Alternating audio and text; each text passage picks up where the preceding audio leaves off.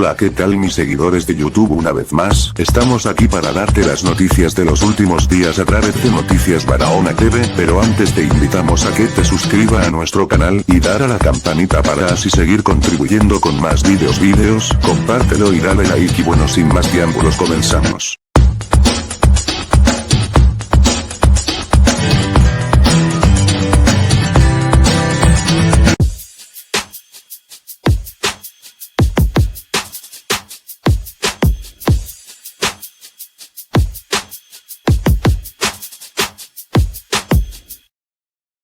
Estos son los titulares.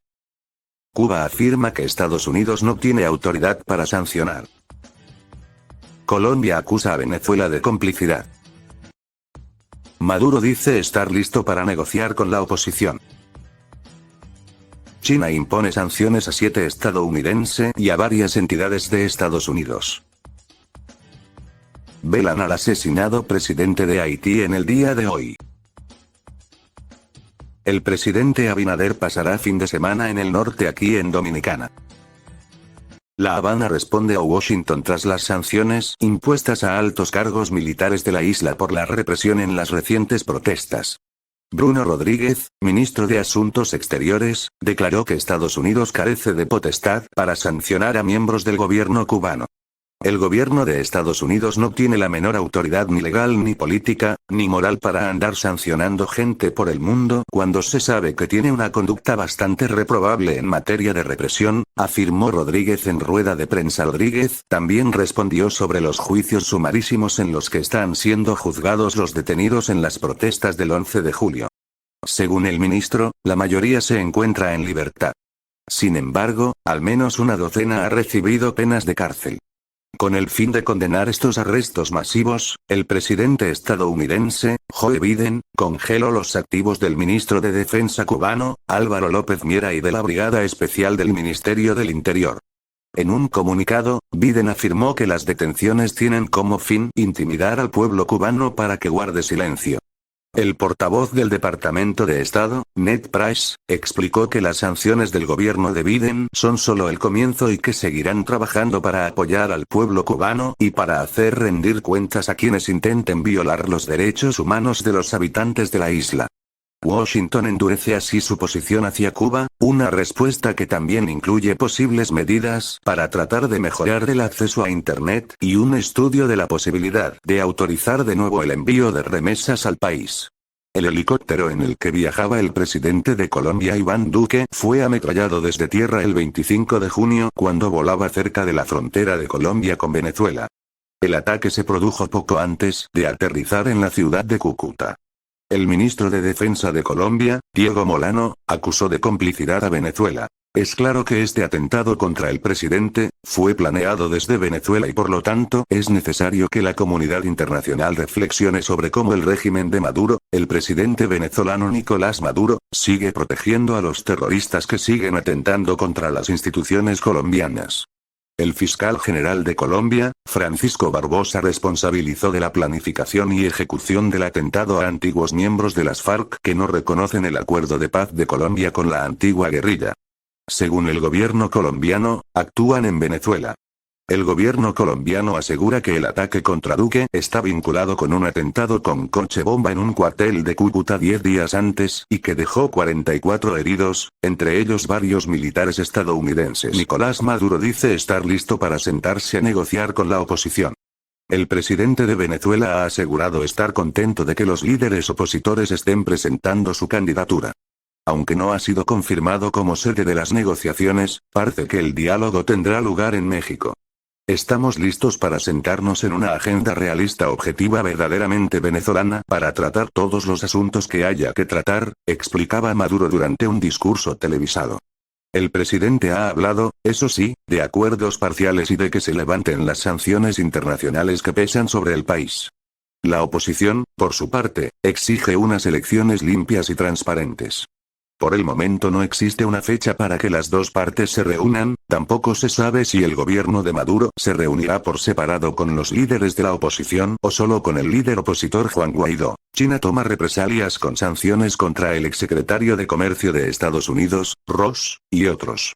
Por Tony Munro y Michael Martin / Washington, Reuters, China dijo el viernes que ha impuesto contrasanciones a individuos estadounidenses, incluido el exsecretario de Comercio de Estados Unidos, Wilbur Ross, en respuesta a las recientes sanciones de Estados Unidos a funcionarios chinos en Hong Kong. Las sanciones son las primeras impuestas por China en virtud de su nueva ley de sanciones contra el extranjero, aprobada en junio, y se producen días antes de que la subsecretaría de Estado de Estados Unidos, Wendy Sherman, visite China en medio de lazos profundamente tensos. China también impuso contrasanciones recíprocas no especificadas a representantes actuales y anteriores de una variedad de organizaciones, incluida la Comisión Ejecutiva del Congreso sobre China y la Comisión de Revisión Económica y de Seguridad China-Estados Unidos. Otras instituciones nombradas incluyen el Instituto Nacional Demócrata para Asuntos Internacionales, el Instituto Republicano Internacional, Human Rights Watch, HRW, y el Hong Kong Democracy Council, HKDC, con sede en Washington. La parte estadounidense inventó el llamado aviso comercial de Hong Kong, difamó sin fundamento el entorno comercial de Hong Kong y sancionó ilegalmente a los funcionarios chinos en Hong Kong, dijo el Ministerio de Relaciones Exteriores de China en un comunicado. Estas acciones violaron gravemente el derecho internacional y los principios básicos de las relaciones internacionales, e interfirieron seriamente en los asuntos internos de China, dijo el ministerio. La secretaria de prensa de la Casa Blanca, Jen Psaki, dijo en una rueda de prensa periódica que Estados Unidos no se dejó intimidar por la medida de China, que se produjo después de que Washington emitiera la semana pasada su aviso comercial para Hong Kong e impusiera sanciones a más funcionarios chinos por la represión de la democracia en Beijing, ex colonia británica. Estas acciones son los últimos ejemplos de cómo Pekín castiga a ciudadanos privados, empresas y organizaciones de la sociedad civil como una forma de enviar señales políticas, dijo Psaki, y agregó que ilustran los mismos riesgos sobre los que había advertido el gobierno de Estados Unidos. Ross no pudo ser contactado de inmediato para hacer comentarios. Fue la segunda vez este año que China impuso sanciones a funcionarios que se desempeñaron bajo el mandato del expresidente Donald Trump, quien adoptó una línea dura con Beijing y la enfrentó por cuestiones comerciales, prácticas comerciales, derechos humanos y otros temas. Alrededor de la época en que Biden juró como presidente en enero, China anunció sanciones contra el secretario de Estado saliente Mike Pompeo y otros 27 altos funcionarios de Trump. El gobierno de Biden calificó ese movimiento de improductivo y cínico. Biden ha buscado reunir aliados y socios para ayudar a contrarrestar lo que, según la Casa Blanca, son las políticas económicas y exteriores cada vez más coercitivas de China. Pero los funcionarios estadounidenses dicen que el viaje de Sherman durante el fin de semana a China, donde se reunirá con el consejero de Estado y ministro de Relaciones Exteriores de China, Wang Yi, es un esfuerzo para garantizar que la competencia entre las dos potencias no se convierta en un conflicto. Algunos de los grupos afectados por Beijing descartaron en gran medida cualquier impacto negativo de las sanciones. El HKDC dijo en Twitter que ser blanco del gobernante Partido Comunista de China era la mejor validación de su lucha por el movimiento pro-democrático de Hong Kong. La directora de Human Rights Watch en China, Sophie Richardson, quien fue sancionada por China por su nombre el viernes, calificó la medida de hueca.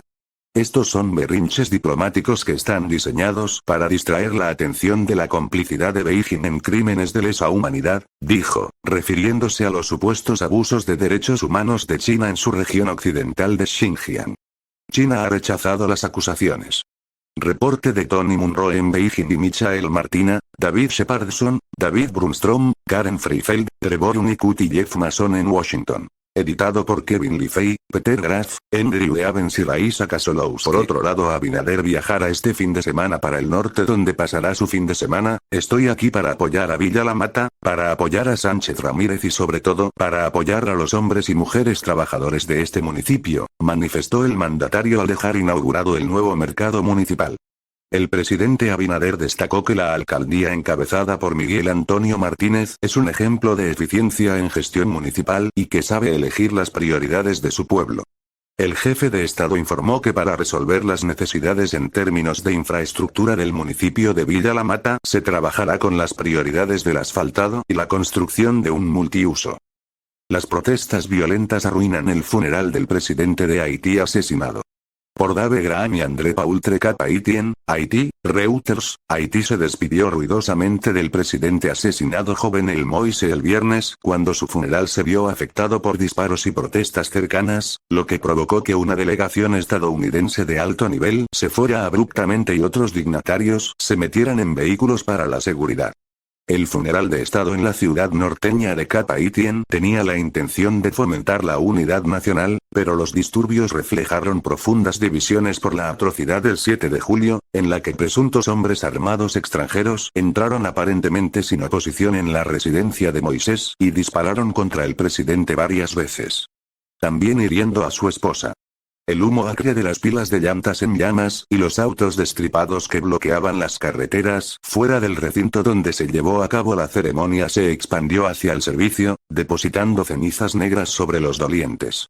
Con un discurso emotivo que cambió entre francés y criollo, la viuda de Moïse, Martine, cerró la ceremonia con un llamado a la justicia para su esposo, rodeando a sus críticos y prometiendo continuar sus esfuerzos para construir un Haití más justo. La lucha aún no ha terminado, dijo, con el rostro casi oculto bajo un sombrero negro de ala ancha y el brazo derecho vendado en cabestrillo. Él ya nos ha mostrado el camino. Y estará con nosotros hasta que lleguemos, aunque el viaje sea largo. Han surgido pocas respuestas sobre quién planeó el asesinato o por qué. No hubo informes inmediatos de heridos entre manifestantes o dolientes en el funeral. Los testigos de Reuters olieron gas y escucharon detonaciones como disparos fuera del sitio del servicio. Los medios locales informaron que una tienda de muebles para el hogar cercana fue saqueada durante los disturbios. Se podían ver filas de personas cerca que llevaban lavadoras y otros electrodomésticos, mientras los últimos dolientes salían del complejo. La delegación de Estados Unidos salió de la arena improvisada que albergaba el servicio menos de una hora después de ingresar. Durante el servicio, decenas de personal de seguridad armado formaron cordones de protección alrededor de los oficiales en las gradas. El asesor de Seguridad Nacional de Estados Unidos, Jake Sullivan, dijo que Washington estaba profundamente preocupado por la situación en Haití cuando anunció que la delegación de Estados Unidos había regresado a casa a salvo. Instamos enérgicamente a todas las partes a que se expresen pacíficamente y pedimos a los líderes de Haití que dejen claro que sus partidarios deben abstenerse de la violencia, dijo en un comunicado. La embajadora del presidente estadounidense Joe Biden ante las Naciones Unidas, Linda Thomas Greenfield, encabezó la delegación estadounidense. Más temprano, cuando su equipo llegó a Cabo Haitiano, pidió al nuevo primer ministro de Haití, Ariel Henry, que creara las condiciones para las elecciones legislativas y presidenciales tan pronto como sea posible. El pueblo haitiano merece democracia, estabilidad, seguridad y prosperidad, dijo Thomas Greenfield en Twitter. Protestas en Ometo-1. Los problemas estallaron minutos después de que una banda de música y un coro de la iglesia abrieran formalmente la ceremonia fúnebre de Moïse. Salpicado por declaraciones de simpatizantes que acusaron a las autoridades de ser responsables de la muerte de Moïse, el servicio se desarrolló en una atmósfera de tensión y los organizadores llevaron el programa a cerrar casi una hora antes de lo previsto. A veces, los gritos de rabia se veían ahogados por fuertes oleadas de sombría música devocional que se reproducía en los altavoces. Conmovida, la familia inmediata de Moïse elogió al difunto presidente como un defensor de los pobres que se había atrevido a desafiar a las élites políticas y económicas dominantes de Haití. Martine Moïse, quien argumentó que el sistema haitiano estaba en su contra desde el principio, dijo que su esposo había sido víctima de enemigos llenos de odio y oligarcas corruptos. Ella permaneció con su ataúd durante más de una hora después de que lo llevaron a un mausoleo con dosel, lo colocaron en una tumba de concreto de unos 10 pies, 3 metros, de profundidad, luego lo cubrieron con barras de hierro y lo sellaron con tablas de madera, cemento y rocas grandes. La tumba estaba cerca de un mausoleo del padre de Moïse, quien murió el año pasado. Más temprano, los funcionarios haitianos que llegaron se reunieron con protestas, y muchos dirigieron su enojo hacia el jefe de la Policía Nacional Leon Charles. ¿Por qué tiene toda esta seguridad? ¿Dónde estaba la policía el día del asesinato del presidente?, dijo un manifestante. Las manifestaciones han convulsionado a Cap Haitien, su ciudad natal, durante 3 días. Los manifestantes han expresado su enojo por las muchas preguntas que siguen sin respuesta por su muerte. Algunos vieron en el asesinato la mano continua de potencias extranjeras en el país más pobre del hemisferio occidental, que fue el primer estado de América Latina y el Caribe en independizarse de Europa a principios del siglo XIX. Funcionarios haitianos dicen que el ataque fue llevado a cabo por un grupo que incluía a 26 exsoldados colombianos, de los cuales al menos 6 habían recibido entrenamiento militar estadounidense. La agitación ha elevado a Haití a las prioridades de política exterior de Biden, y el jueves el Departamento de Estado de Estados Unidos nombró un enviado especial para el país.